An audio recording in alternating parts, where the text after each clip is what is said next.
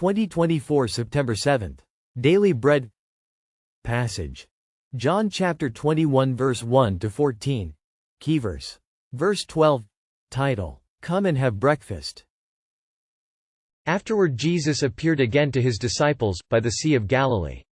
It happened this way.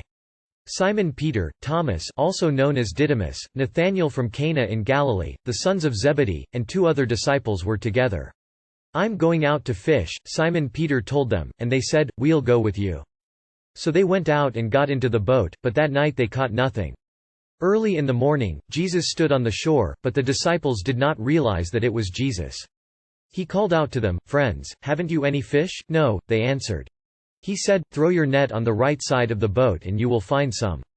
When they did, they were unable to haul the net in because of the large number of fish.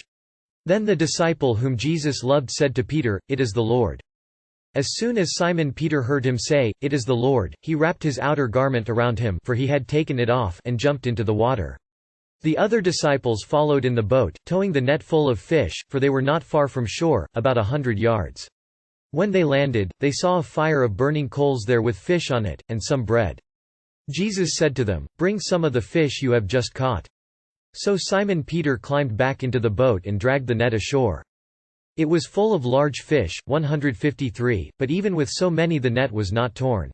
Jesus said to them, "Come and have breakfast." None of the disciples dared ask him, "Who are you?" They knew it was the Lord. Jesus came, took the bread and gave it to them, and did the same with the fish. This was now the 3rd time Jesus appeared to his disciples after he was raised from the dead. Risen Jesus had already visited the disciples twice. The sting of death was fading away, yet a full recovery was still a work in progress. After a night of unsuccessful fishing, Jesus reached out to the disciples a 3rd time. Jesus offered them some good advice and invited them to a hearty breakfast. Jesus didn't try to prove himself to them. His presence couldn't be more real. It was a breath of fresh air, a reminder of Jesus who plants hope amid failures and sustenance in our time of hunger and weariness. The power of the gospel and of risen Jesus is not so much in trying to prove his resurrection to doubters but in embodying the love and care that Jesus always offers to those in need. Believing in Jesus is a relationship of love and healing.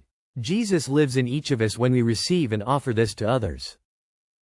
Prayer. Lord, thank you for coming to me when I was lost and weary. You offered me a word of encouragement, a meal, your warm embrace. One word. Jesus still lives.